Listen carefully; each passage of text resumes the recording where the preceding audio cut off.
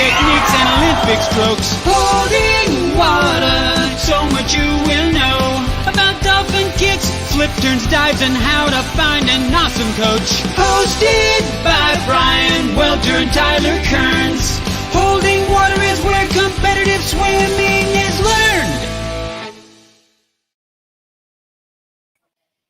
Hey, swimming friends. Welcome back to another episode of Holding Water, brought to you guys by Commit Swimming. Excited to be here with the swimming world. And I say that every week, but this week it's got a new little connotation to it in that we are going to be streamed on Swimming World's Facebook page. So you guys and girls over at Swimming World, thank you guys for picking us up this week. We hope that there's some great content on today's show for everybody. So I want to thank you guys for joining us with my good buddy and co-host Brian Welter. What's up, man? Not too much. Just, another week of practice, getting ready for championship meets. We got half the kids going to one next week. Well,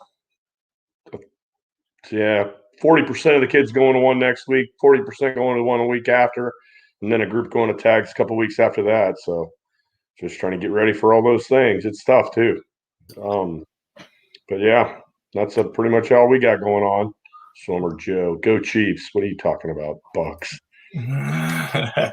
Well, we got obviously the big game today, but we got a big show for you guys. Got a special guest, American record holder, multiple-time NCAA champion, and just an all-around good guy here with us today. So, Brian, you want to tell everybody who we got joining us today?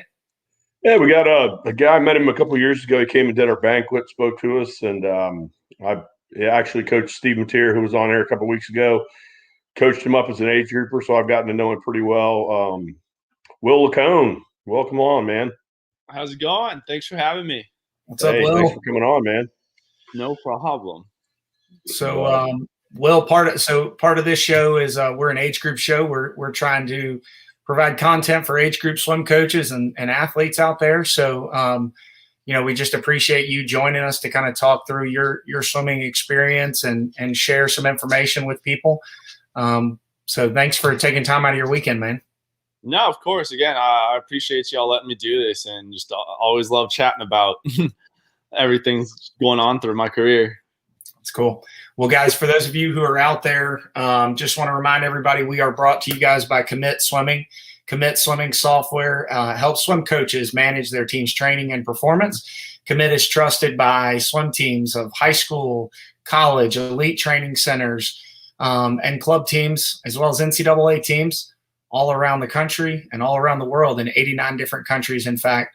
When coaches are asked about their experience with Commit, it's clear teams change for the better when they start using Commit. So coaches, you can go to commitswimming.com today to sign up for your free trial. You'll be blown away by the simplicity and power of Commit. So I want to say thanks again to Commit for sponsoring us. And Will, what you been up to, man? Not a whole lot. Just been hanging out with my friend Eddie Reese in the pool a whole lot. Just been swimming a ton of laps and just kind of trying to do whatever we can to get ready for trials, but also staying safe at the same time. So are you going pretty much, are you guys just training long course? You going long short? What do you got going on down there as far as that goes? So we're a hybrid of the two right now. We just got an outdoor pool built at University of Texas, and it's been really nice because we kind of have that as a consistent long course setup. And we also have a short course option outside as well. So we've just kind of kept the indoor pool set up yards, and we have the outdoor pool set up meters. And honestly, it's just kind of like dependent on the day, but I'd say anywhere from, depending on the week, 3 to 6 practices are probably meters at the moment right now. And what are you guys focusing on, Will? What's Eddie focusing on with you in preparation for this summer? Shoot, I think right now it's just still in the grind phase. Like, we're just putting in just a bunch of work, just a bunch of threshold anaerobic training, or just really kind of hard sustained aerobic work. And just kind of still putting in that. I don't want to call it base work, but it is kind of like a hybrid of the both, if that makes sense. Just again, trying to find a way to get better each day and just working hard. So what do you I mean, are you focused just on the brushstrokes, or are you going for the IM as well, or what do you got going on? Definitely Going both. for both. Mhm. 2 IM and 4 IM, or just 2 IM? Training for the 4. That's going to be probably a game time decision when I get to Omaha. I won't know probably until like a day or two before. We're just going to kind of see how things are going, because it's going to be between probably that and the 100 breaststroke. And I don't think many people double on the same day with a 400. So we'll kind of see how that plays out. But in terms of like the plan of what we're going through, I know at least when I was swimming with Steve Mateer, we kind of had our training cycles broken up into weeks. Like we'd have like a week 1, a week 2, a week 3 cycle, and we were just kind of constantly rotate through that. And it's not really that way with Eddie. It's just more you just kind of grind until taper comes, and then you just kind of allow yourself to rest. And I mean, definitely is like your big meet gets a little closer. Like we won't get absolutely kind of throttled in practice. It'll kind of start backing off that, keep the yards the same, but decrease the intensity. But we'll keep the volume the same. Yeah. Mateer still does his 3-week cycles. Heck yeah, love it. He was on here a couple weeks ago and shared with us some of his training philosophy and showed us actually a workout, took us through a workout of his. Now, Will, we've got some age group kids maybe logged in and watching today, some age group coaches. What are some of the things when you were an age group kid that you focused on or tried to improve upon, not just in breaststroke, but, in your training, all your strokes? Well, and give us a little background too, because didn't you started out somewhere else, right? You were over in West Texas initially, and then you ended up moving over here to swim with Steve. I mean, so kind of how did that all happen, and what was the motivation there? And like, then once you got with Steve, what did you guys do differently than what you were doing before, and kind of how did that lead you into where you are now? Definitely. So I was born out in El Paso, Texas, so about as far west as you can get without switching states into New Mexico. But yeah, when I was 13 years old, we ended up moving out to Plano, Texas to go swim for Steve Mateer, and he had built an absolutely phenomenal program in Plano with the City of Plano Swimmers. And I was just very fortunate to be able to go kind of uproot my life with my family to go train for him.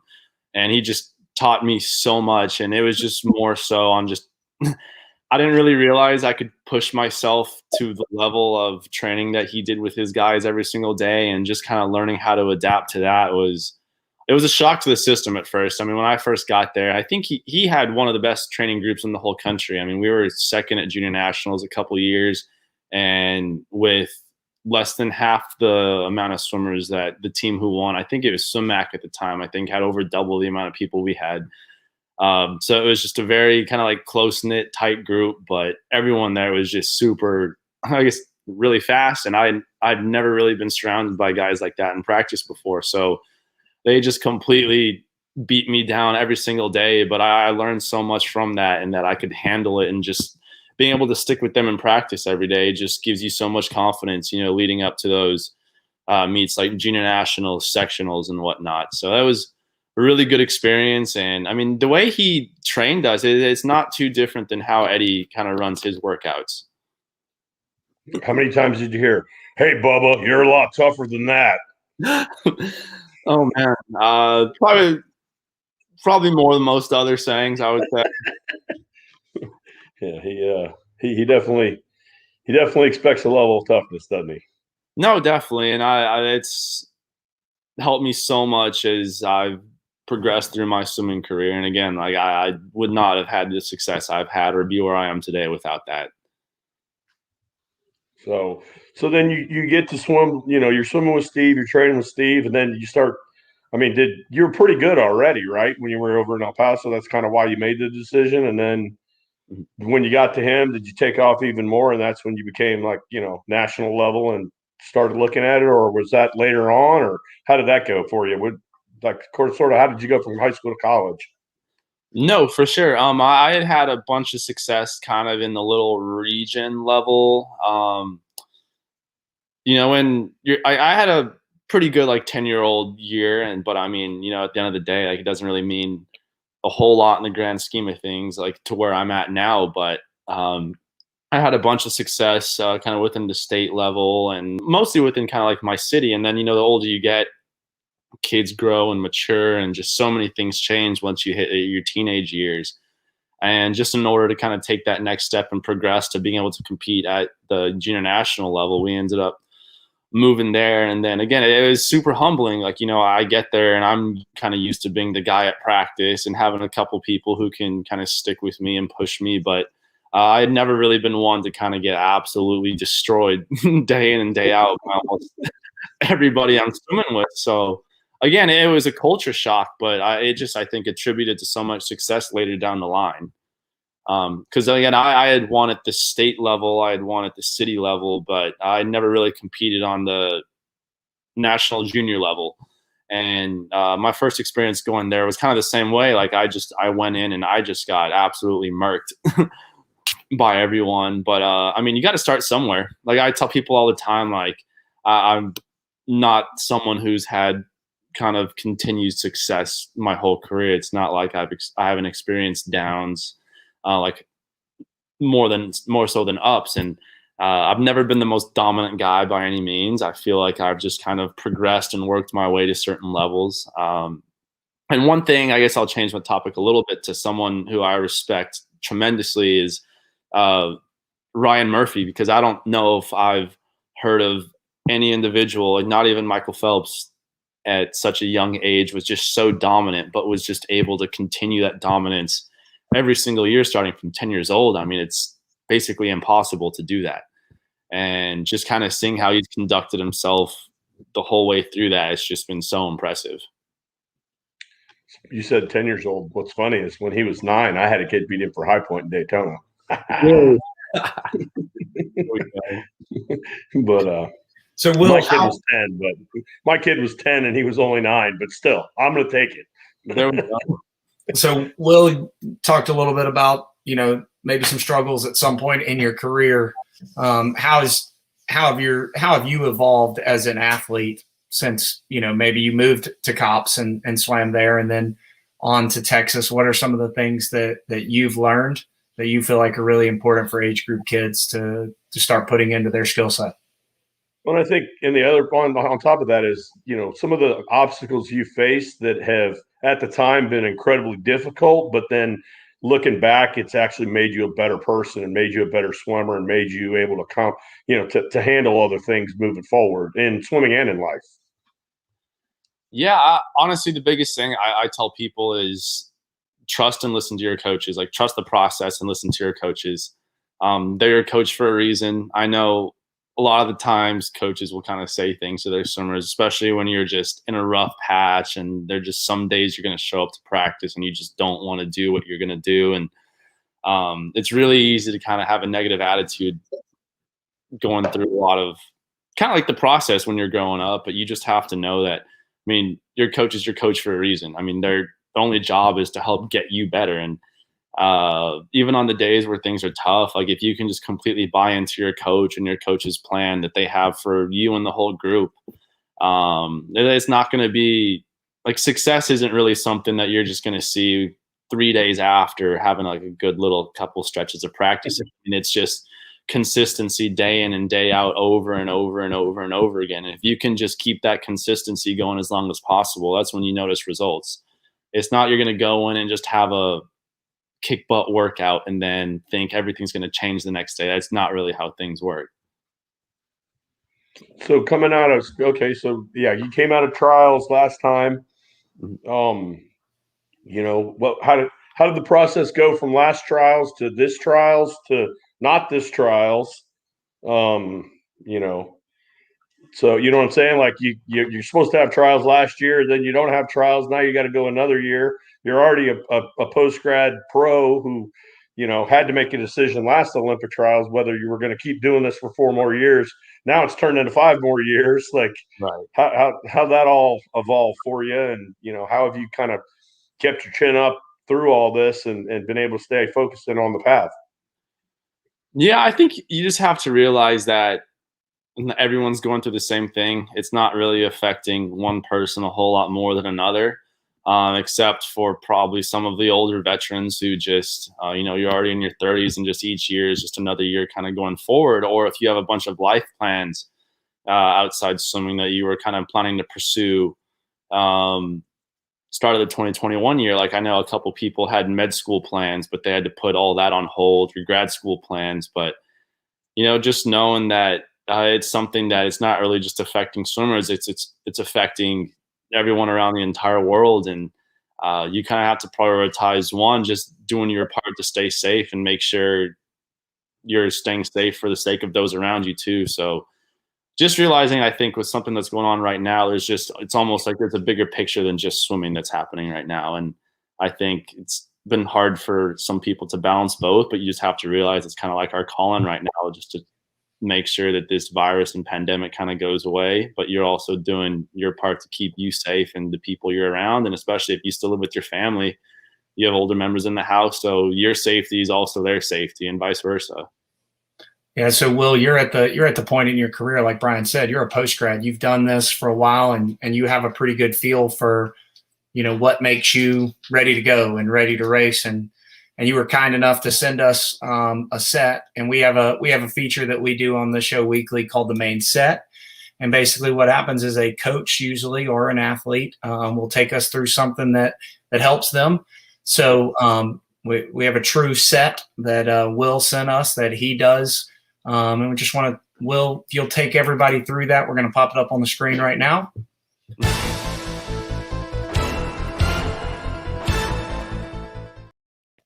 That's our fancy little intro there. So it is Will set. So Will, take us through and just kind of tell us what you focus on this. Yeah, so it's pretty simple. It's definitely not, a lot of the stuff we do with Eddie at Texas on paper, it's not the most difficult stuff that you've ever seen in your career, but it's just kind of like the add up, and it's just constantly kind of doing a bunch of pretty hard things like each day to break you down. But this one is by far the first one that popped into my head, and I think anyone who swam for Eddie the last 8 years would have given you this set as well. It's one of our test sets that we do multiple times throughout the year, and pretty much it's just like a progression set, just to kind of see where you are. And it's just anywhere from 4 to 5 broken 300s, and usually you split it up into strokes. So I always do this stroke breaststroke. Our flyers will do it flyers, backstroke backstrokes, etc. And our distance guys will do this, but they'll do broken 500s instead of broken 300s, and they'll go at 200, 2-1s, 250s. And pretty much depending on where we're at in our training, we'll do this set and we'll descend 1 to 4, or we can descend 1 to 3, hold 4, or if it's just a really, really rough go, we'll just hold 1 through 4 all strong. And it's pretty much just kind of gauging where you're at throughout the entire season, and just kind of comparing what you do, say, in October versus how you do on this set in December or January. Or like the first time we'll do this set's probably like mid-September, I would say. And we just kind of use it as a gauge going forward. So, a lot of people, it's kind of cool to watch this. And we have some guys who will just absolutely rip this set like there's no tomorrow. And it's kind of super cool to just see and be around some guys who are just throwing absolutely mind-boggling times down during this. I think Clark Smith for the broken 500s a couple years ago, I think his add up was under 4 minutes or right around like 400. Like it was disgusting. Like those guys, like they're on round number 4, they're 200s. They'll be going like 140s, 141s, just all from a push after they already have 3 rounds, 4 rounds under their belt. And it's just super cool to watch. So yeah, it's just more so it's a gauge set just to kind of see how you progress, and not only throughout the season, but throughout each year you're with Eddie. So you can kind of compare how you did on this set your freshman year, sophomore year, junior year, senior year, or year 5, 6, 7, 8 for me. So is this, you usually do it yards or you usually do it meters, or both? Ooh, I don't think we've done it meters before. It's usually a yard set. And so we usually start on one side of the pool every day for practice at the Texas Swim Center, but usually for our pretty difficult hard race practices, we always go to the other end. So it's just whenever we finish warm up and Eddie just kind of points to the other side and has we just kind of know we're in for a rough one. But Oh, a lot of chin on the chest there. A lot of chins on the chest. Oh no. For sure. But yeah, I mean, again, it's nothing super complicated or sophisticated. And I think it also just kind of shows like you don't need to be doing these super crazy, extravagant sets to improve. I mean, this is just very basic, straightforward. But I think this is one of like the very few sets that sticks out in every Eddie, Reese, Chris Kubik, Wyatt Collins alumni that they've had is this set. It's interesting. So, Will, what's the best you've ever done on that set? What's the day you walked away and you were like, okay, if I never do that set again, thank God, and B, that was the best one I've ever done. Yeah. So until recently, like I don't know if I had gone under a minute 30 for the 150, but last couple times I've I've been dipping under 130 for the 150, which has been great. And we have two kind of semi-new breaststrokers on the team. They're both sophomores, and they're absolute animals in practice. And it's been so nice to be able to train with them. Jake Foster, one of the Foster brothers, and then Casper Corbo. He's from Oregon, but he represents the Netherlands. And just kind of having those two guys with me every day has just been awesome. We kind of kill ourselves every day when Eddie throws us together for a breaststroke set, but it's been helping so much, and love these two guys to death. And just the attitude, not only that they bring, but just most of the guys that we have on the team bring to practice every day. It's makes it a lot easier for some of the older guys to kind of keep their head up and just realize like, oh wow, these guys are here to play, and they keep within our toes. And then so for the 50s, it's kind of hard because ultimately you have basically an all-out 150. You don't have a whole lot of rest, and it's just trying to rip 350s at as close to 200 race pace as possible. And one thing I've noticed, like, the older we've gotten, when people say fast, like we don't really have the word fast associated with us too often, because when we're ripping something fast, I mean, we have guys on the team, like if you're telling our 200 freestylers to go fast, like we have guys on the team who are 129, 130, 131 for their 200 freestyle. So like they're having to just rip 22s for 200 pace already. And if you tell them to go fast, I mean, they're trying to push 21s or 20 points in practice. So a big number that Eddie says, like he has his own percentage system that I think is actually not, I know for a fact it's completely different than any other coach's percentage system in the country, but 93, 94% for us is right around like a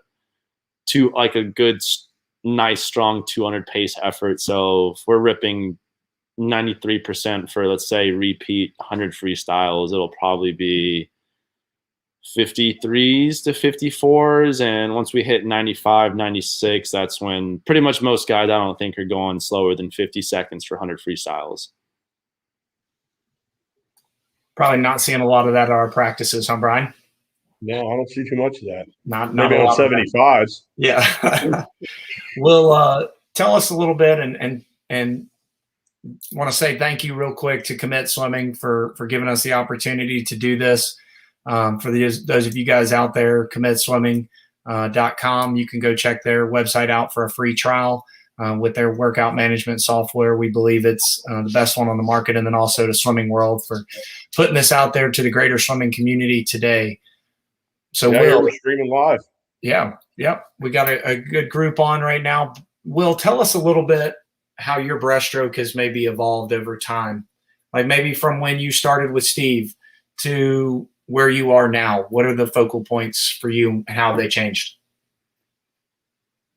Awesome. No, I think one thing that's a little bit unique about myself, at least in terms of breaststroke training, is at least with Steve and kind of how it works with Eddie Reese, is I probably train closer to like the lesser side of breaststroke than most breaststrokers train. When I was with Steve, very similar to Eddie again, like we were a very heavy 200 freestyle based program. So like the bulk of our training kind of consists of 200 freestyle training and just a ton of aerobic, anaerobic freestyle. And then days we kind of branch off into stroke sets, I'll go do that. But I don't train a ton compared to most, and the majority of the work I do is probably freestyle or weak stroke / IM training, and probably I would say breaststroke and butterfly are probably the two least strokes, or the two strokes I train the least. But I don't think it's detrimental anyway. I mean, when we're doing quality pace work, I definitely will do breaststroke majority of the time on that, unless, one day we've had a heavy breaststroke week and the stroke's just not clicking. I'll just go work on my backstroke for a weak stroke. Or recently I've been trying to do a whole lot more fly work. But yeah, I think one of the big changes was coming to Texas and getting stronger helped a ton. And I will say, I think my pullouts got pretty solid during my last couple of years at Texas. And it was something I'd never really kind of emphasized or worked on until I got here. And it was just because every time I was doing a breaststroke set with the older guys on the team, I was just getting my butt handed to me. Every time we were just off the walls, like guys were just taking off on me underwater. And I had never really seen anything like that before. And it just kind of forced me to just kind of narrow down and figure out, like, okay, I have to find a way to get this better. So what was that? What was the answer? I saw Joe just posted up there a key to a great pullout. Like, what did you fix? What did you change?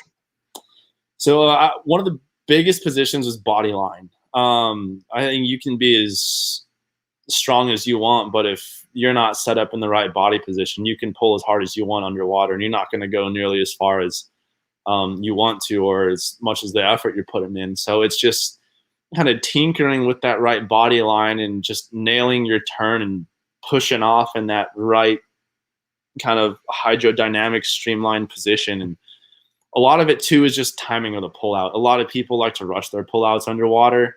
And I mean, one thing I kind of learned to do is just be very patient underwater, and just know that, especially in a 200-yard breaststroke, you have 7 turns, and those last couple of turns don't feel very good underwater if you stay put pretty long, because you want to rush up immediately for air. But this doesn't necessarily like have to do with a breaststroke pull out in a breaststroke race per se. But my freshman year at Texas, I didn't know how to do a crossover turn from back to breast. So Austin Surhoff was going over some crossover turns with me and teaching me how to do it. And one thing he told me was, you just have to embrace that it's going to sting and feel really uncomfortable when you push off under the water for that breaststroke pull out. And I don't know why, it's just something that's stuck with me ever since. And I was able to kind of carry that through my breaststroke pullouts, and just know, like, it's not going to feel good, but you just have to embrace it and just kind of suck it up and push through it. And I think the way you get better at that is when you're doing a bunch of repeat breaststroke work in practice, just hold those pullouts. Like, it's going to suck. But also, I mean, the rest of practice is going to suck too. So just being able to be consistent with that uncomfortable kind of feeling underwater you get. Yeah, You're talking about body. When you're on that body line, are you? I mean, I always tell the kids they want to be a little bit of a slight down angle, but keep everything very tight and very, very, rigid when they're doing the pullout. Or are you flatter, or what do you? What do you, when you say body line? What are you talking about? Yeah, Brian, I'm actually the exact same as what you just showed. I always have a slightly downward tilt. And I think if you watch a bunch of videos on some of these top guys, like, everybody tends to have a little bit of a downward tilt. And I think if you're trying to get some physicist or someone to kind of show you like the ideal way, I think everyone just kind of wants you nice, flat, straight along the water underwater. But I don't know. I mean, I've always kind of had that little tilt.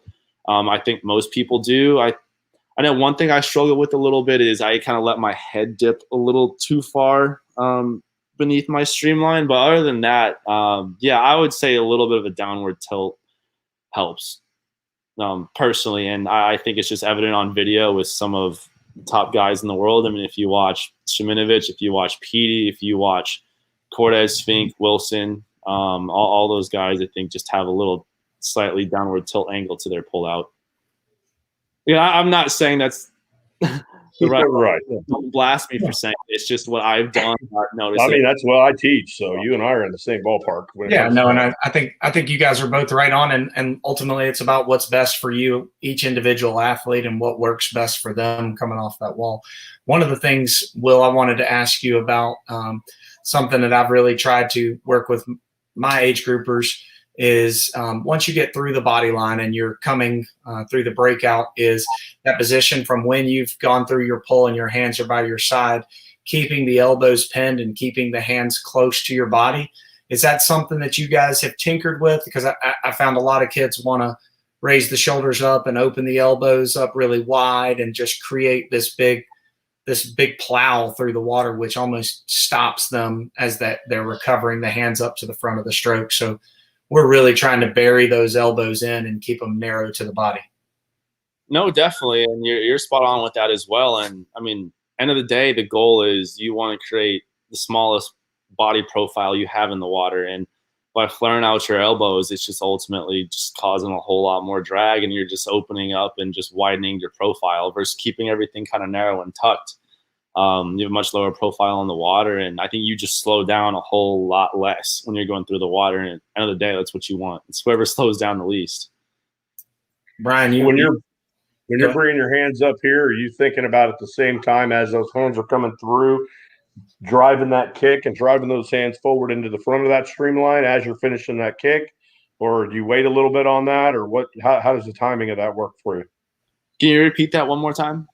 So when you're coming up, I always tell them as they're bringing your arms up, you're kicking your hands through the front of the stroke into the top of the streamline. That's how I tell them to time it, because I don't do the whole 1 Mississippi, 2 Mississippi, 3 Mississippi thing with pullouts. So what do you like? How do you time that pullout? How do you time what you're doing when you're bringing your hands through?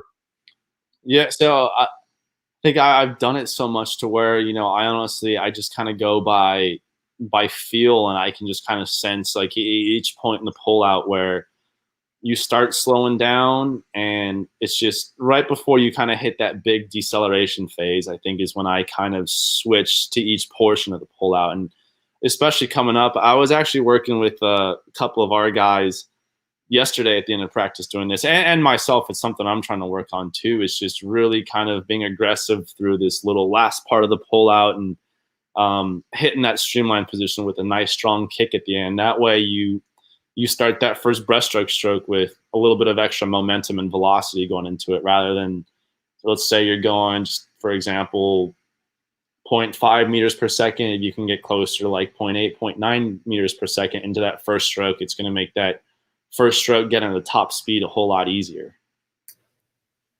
It's good stuff. I like it. So, Will, you did a great job. We appreciate you breaking down kind of the pull down.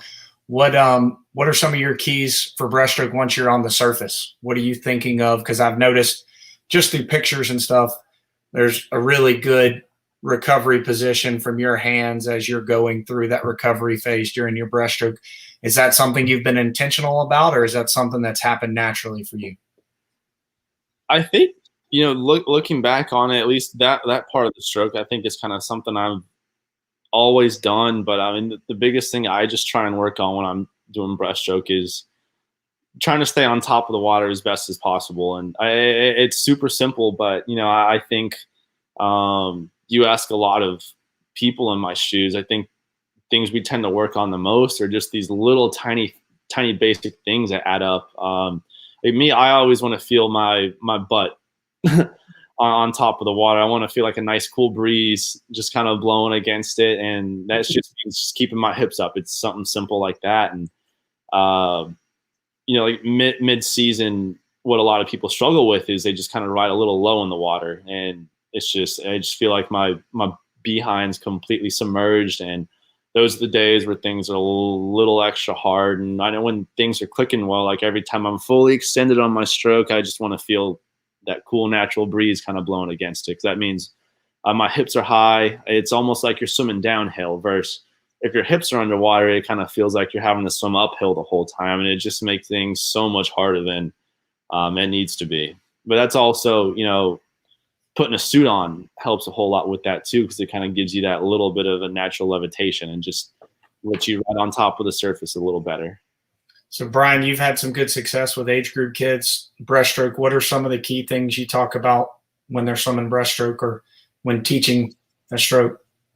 I mean, I think it's the same thing he's talking about. I mean, one of the things, I mean, we've spent a lot of time over the last year working on stroke counts, trying to make sure we're not overswimming the beginning of the races. And actually, Will actually doesn't even probably know it, but he helped me out a little bit with one of my girls at the Pro Series, talking to her a little bit about pullouts and some other stuff. But yeah, we talk a lot about the body line. We talk a lot about keeping the elbows in as you're finishing the stroke out front, not finishing out here.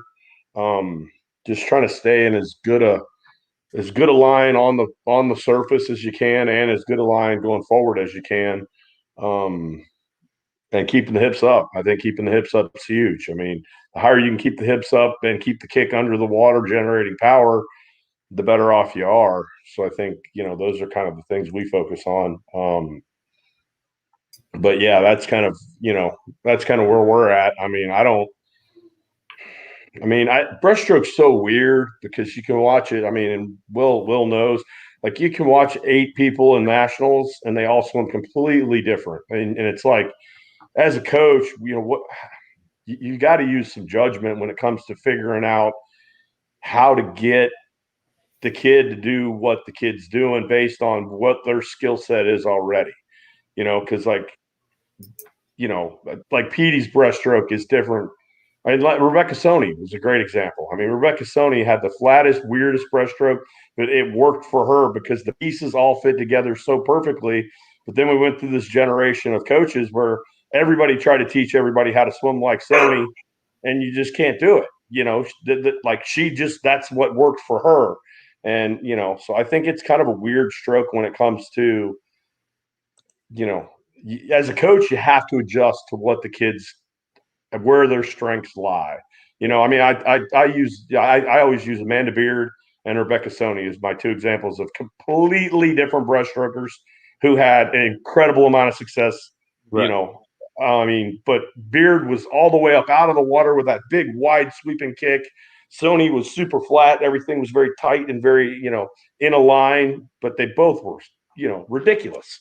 I mean, they were the best breaststrokers in the world at their time. So, I don't know. I mean, I think that's part of it. And I mean, Will, would you agree with that? You think, I mean, you look around and there's a lot of different ways to do this, isn't there? Yeah, I don't know if I really found any sort of similar breaststroke from one person to the other. Everyone kind of has their own unique stroke. I mean, it's similar to a golf swing. I mean, you can have 100 golfers, and I think for the most part, majority of them all have their own kind of separate, unique swing. Versus, sorry, I'm a big golf nerd as well. I mean, there are a couple of golf coaches that kind of have their staple swing, and you can kind of tell who's being coached by them. But I think what makes Petey so unique is he's kind of like a hybrid. If you were to compare the 2 girls you were talking about, Sony and Amanda Beard, versus, one of them's a little more of like a power swimmer, but I mean, Petey's probably the most powerful breaststroke swimmer, but he also has the absolute best body line, and it's not even close with the second guy. So you just combine those 2 things and you get a guy going 56 and 100-meter breaststroke. Yeah, with a 0.8 tempo. Yeah. Can you even go a 0.8 tempo? No, I think I can do it. It would just look disgusting, but I don't think I could hold it for more than 2 strokes. And that's two of the most inefficient strokes for me. And I mean, he's just, it's so impressive what he's done. And I mean, he's by far the most, I mean, I think him and Ledecky are by far the 2 most dominant swimmers at what they do. I mean, no one's even close to him. Well, 147 in the 200 breaststroke is not too shabby. So give yourself a little bit of credit there. That doesn't suck on any level whatsoever, regardless of what you're doing. So thank you. Yeah. I mean, I think for me with age group guys, Brian, you guys both talked about it already, but you got to get in a line, and you got to maintain a consistent stroke, and you just got to find the things that maximize whatever propulsion, whether it's you're really good up front on your hands and your arm stroke, or whether you've got that great powerful kick, and you just have to weigh those 2 things together and make sure that whatever you're doing on the front end gets you downhill so that that kick can finish and make sure you maintain that body line. I think from an age group perspective, you want to keep it simple and replicable as much as possible. For sure. And, one I was thinking about before I came on here, a couple of things that I wish I would have known more of as an age grouper, given what I know now. And I think one of the biggest things is, we're taught all these drills when we're younger.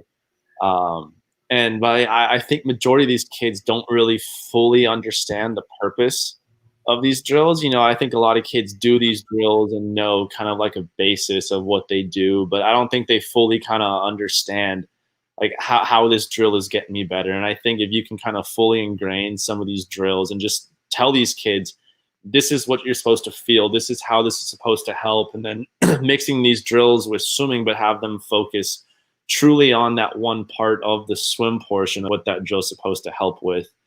I think could help a bunch, because personally, I didn't know 3/4 of these drills exactly kind of what they were meant to do when I got older. I know most, like a basic one for breaststrokes, like 2 kicks, 1 pull, and that's supposed to kind of help with your glide.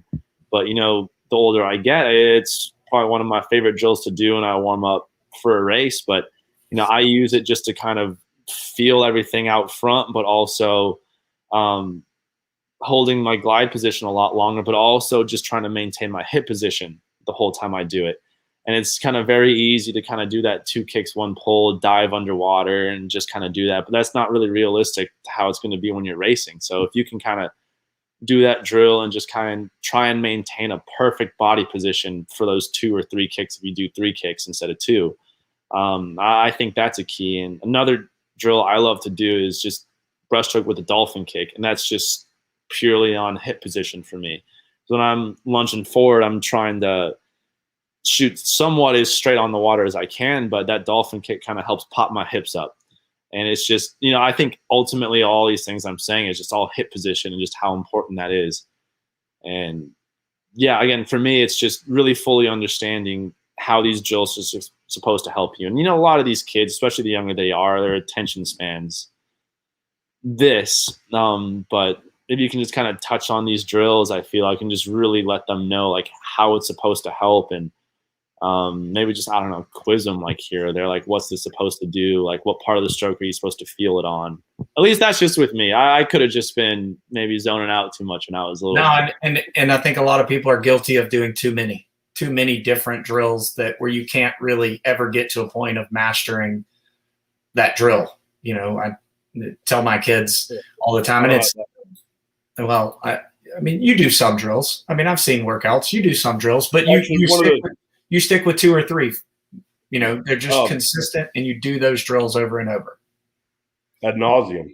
Yeah, and if you do it wrong, it's not addressing what you're trying to correct.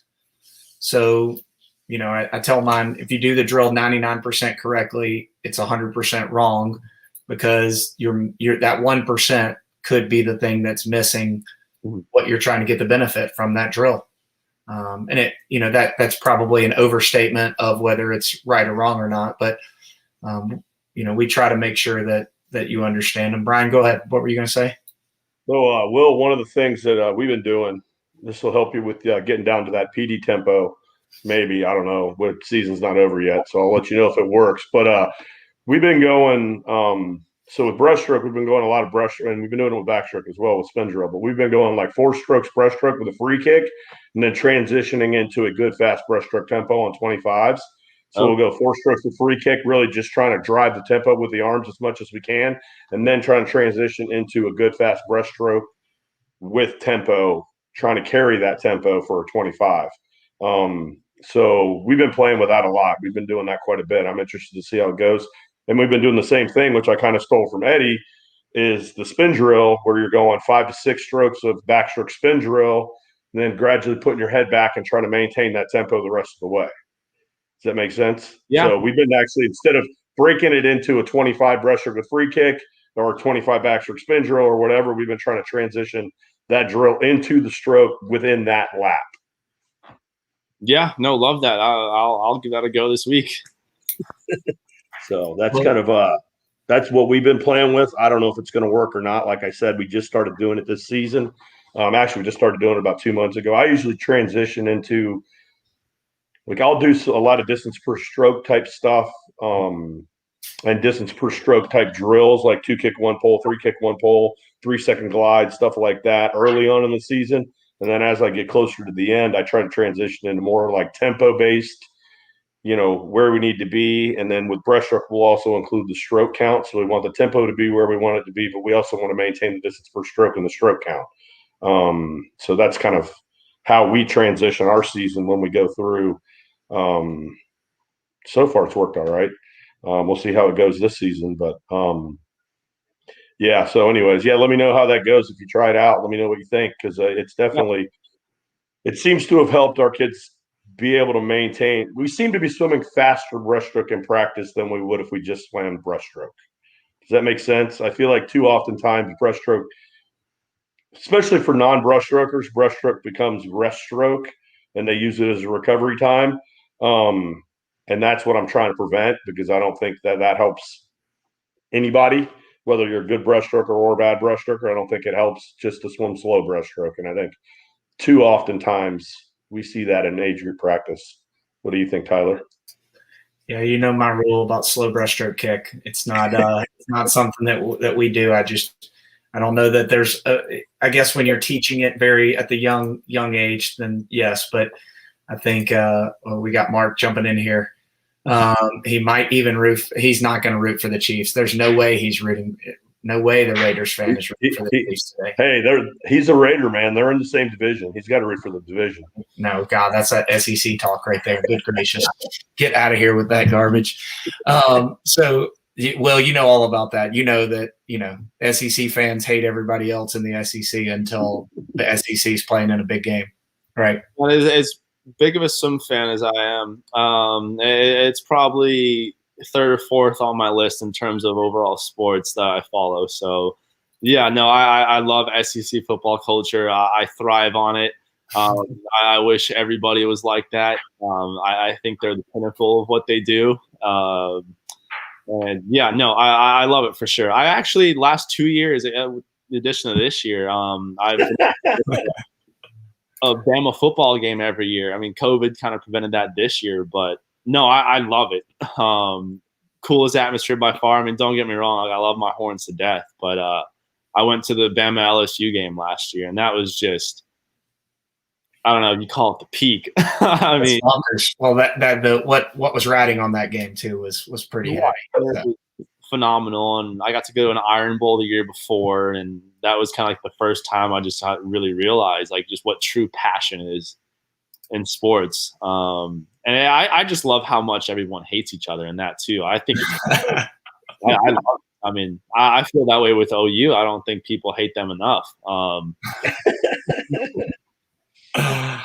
Yeah, we like our football in the state of Alabama. We'll say that we're pretty ingrained in it, and I know you guys do in Texas as well. So, anyone else though, we do high school football the best. Y'all got the college on lock. So, well, all right. So, Will, thanks for taking us through the breaststroke. We got about 10 minutes left. Just want to say thanks again to Commit Swimming and Swimming World for putting us out there today. But Will, what's next for you? Like, what's on the horizon between now and June? What meets are you trying to go to, and kind of where do you want to be at those meets? Yeah, so we have another Pro Sim Series meet in San Antonio beginning in March. I think it's right when probably Pac-12 championships are going on, like the week after Big 12s for us. And, it's another chance to race right now. And I think racing's so slim. So it's just kind of taking advantage of any time you can get behind the blocks and race someone else. And ultimately, I think you just want to be better than we were the last time we were there a couple weeks ago. So just kind of getting ready for that. And I don't know if there's anything super set in store yet. I mean, everything's so tentative with COVID right now. We're just kind of taking it legitimately day by day. Got a question from Mark here. How do you feel about the new format for trials? Am I gonna get in trouble for saying this? Me personally, I like it. I think if If you were 43rd, would you like it? Probably no, but I mean, my response to that is, I mean, we have 1,700 people trying to qualify for ultimately 40 something spots. And I think if you look at most sporting championship events, it's not like yeah, college basketball, you have 64 teams playing for a national championship. But I mean, ultimately the college football playoff, like, I mean, you have your top 4 teams there. Like, you don't need to throw in 64 teams to try and see who's like ultimately the best. I don't know. I mean, I think it's a great experience for a lot of these younger kids to be able to kind of go there. But I mean, ultimately, all these other championship sporting events, it's Hey, Will, when was your first trials? It's when I was 17 years old. Yeah. What did you swim at that? Do you remember what you swam events-wise at that trials? I'm sure you do. Yeah, I think I was same lineup, both breaststrokes, 200 IM. And, I don't know. I think them splitting it up is good. I mean, I think it's still cool for a lot of these younger kids to be able to swim in that atmosphere. But, at the end of the day, like, I don't even know how to put this in like a right perspective. I feel like I'm like caught off guard a little bit by this. Mark's asking the hard-hitting questions over here.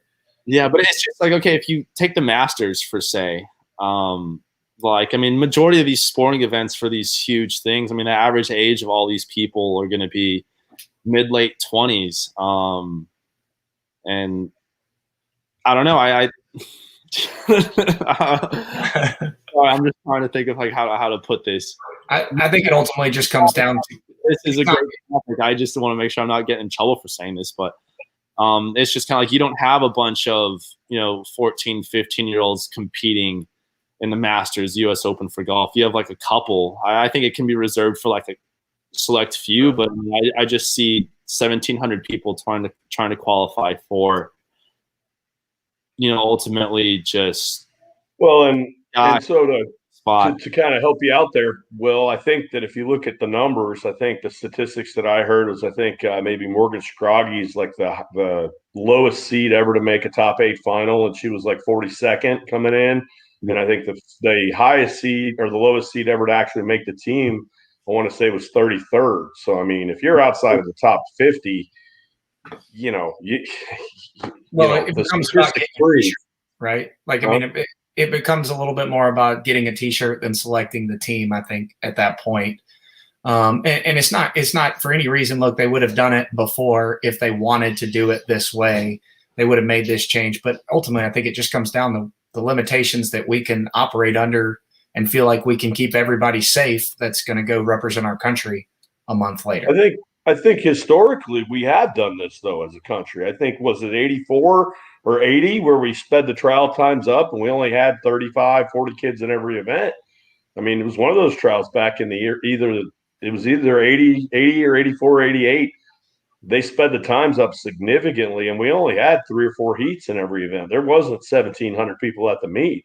Yeah, but there's a revenue stream associated with a meet like that. I mean, that's just the fact of it. There's a financial for the city that's going to do all the work to put that event on. There has to be an opportunity for some revenue for them too.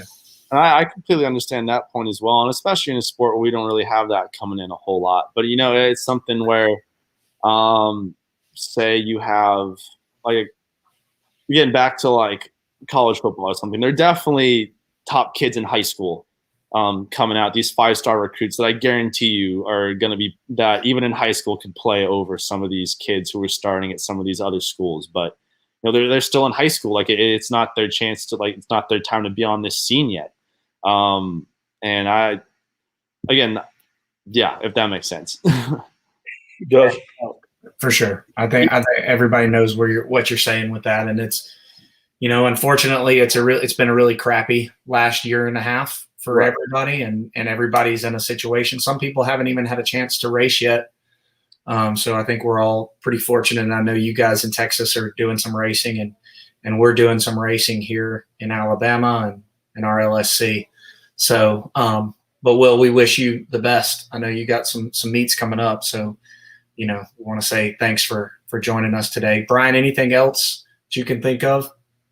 Not really, man. I just wish you the best luck, Will, and definitely we'll be cheering for you. And I mean, keep on keeping on. It's going to be interesting. So that pool at Texas, that outdoor pool is done.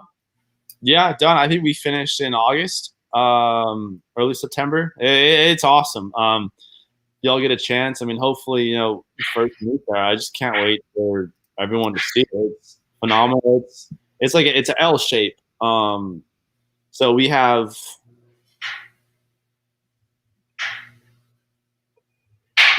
50-meter lanes, but it goes straight into about like I think 6 to 8 25-yard lanes too.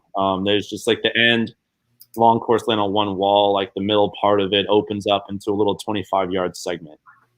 But no, it's really cool. I love it. Again, I'm sure I know there was an alumni on my club team in Austin who swam for Eddie in the 80s, Kirk Stackle. He was an Olympian breaststroker, and he was telling me that they were planning on doing this outdoor pool when he was in college in the 80s. So I'm just very, very fortunate that I'm still around and I've just been able to swim in it. At least for like the Texas swim community, it's been a work in progress for longer than I've been alive, and I'm just glad they kind of finally pushed it through and got the funding for it and executed. Stackle, he's up here next door to me, isn't he now? Oh, is he in Dallas? I think he's over at NTN. Oh, gotcha. I had no idea. I think I haven't kept up with too many people. I think he's over there, but I'm not positive. But yeah, I love he's a good guy. He's always super. But yeah, that pool's pretty neat. I've seen it, and there's another one in Houston. I think that's who you guys kind of stole the design from. Gilbert over there at Swim Houston Aquatic Center has got a similar type of pool that he built, which is, I think his is 4 lanes long course with an additional 6 lanes, and then he can turn it the other way and run 8 lanes short course for high school and stuff like that, and still have a diving well area. But it's pretty neat. It's pretty kind of a cool hybrid. Yeah, I'll even see if I can just put a picture on my phone and just show the camera. I think I have it somewhere. Let's see, where is this? Oh yeah, I don't know if this will show very well, but yep. Yeah, there we go. And the diving well is just right behind that little Longhorn emblem. So yeah, no, it's cool to have. You can see the North End Zone Stadium construction going on as well, and swimming in that pool for sunrise and sunset, it's something special. I'll tell you that. Pretty neat. Nice. Well, yeah, man, definitely. Thanks for coming on. It's great talking to you. Good to talk to you again. Let me know how that breaststroke drill goes for you. Let me know what you think. Thanks for that. Last question, Will. Last question. Do it. Chiefs or Bucks today? What you got? See, I was just gonna answer. I'm just a sad, lonely Cowboys fan.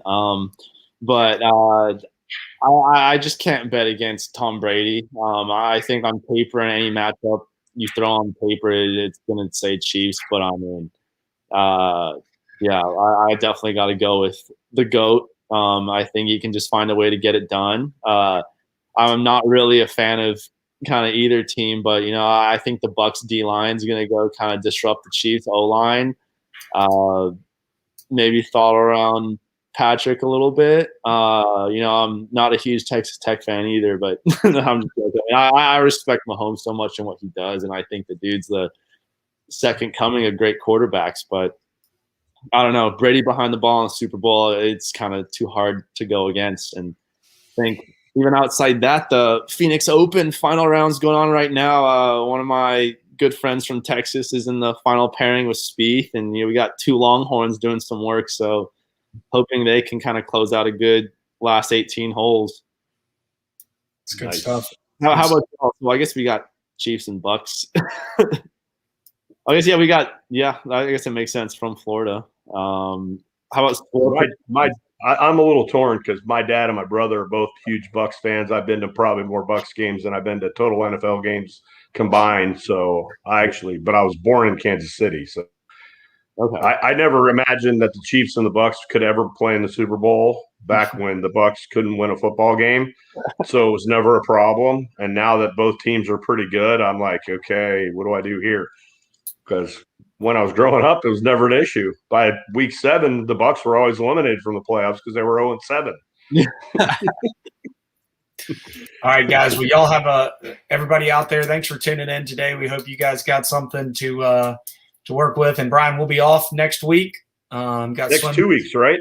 2 weeks, and then we'll be back to you guys in a few weeks with some more great age group content. Will, thanks again for joining us. Everybody else out there, have a great weekend. Awesome. Thank y'all. I appreciate it. That was a whole lot of fun.